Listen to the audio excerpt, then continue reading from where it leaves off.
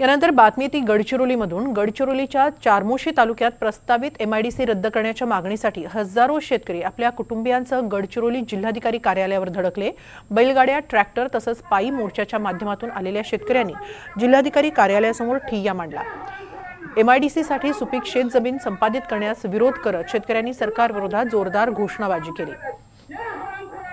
शेतकऱ्यांनी प्रकल्प रद्द करण्याची मागणी केली। या सगळ्या परिस्थितीचा आढावा घेतलाय आमचे प्रतिनिधी मनीष रक्षमवार यांनी।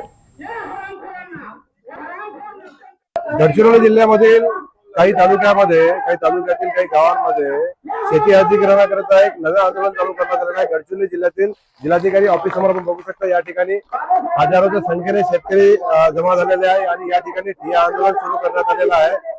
विविध पक्षांतर्फे आंदोलन करण्यात आलेलं आहे। शेतकरी कृती संघर्ष समिती असू द्या किंवा काँग्रेस असू द्या, या ठिकाणी सर्व जमा झालेले आहेत। आणि महत्वाचं म्हणजे या ठिकाणी ज्या शेतकऱ्यांची शेती विमानतळ असू द्या किंवा एमआयडीसी परिसर असू द्या, या परिसरात जात आहे, त्याकरिता सर्व शेतकरी या ठिकाणी उपस्थित दिसत आहेत। आणि या उपस्थित असलेल्या शेतकऱ्यांचं एकच म्हणणं आहे की आमची शेती आम्ही कोणत्याच कारणाने आम्ही यांना देणार नाही।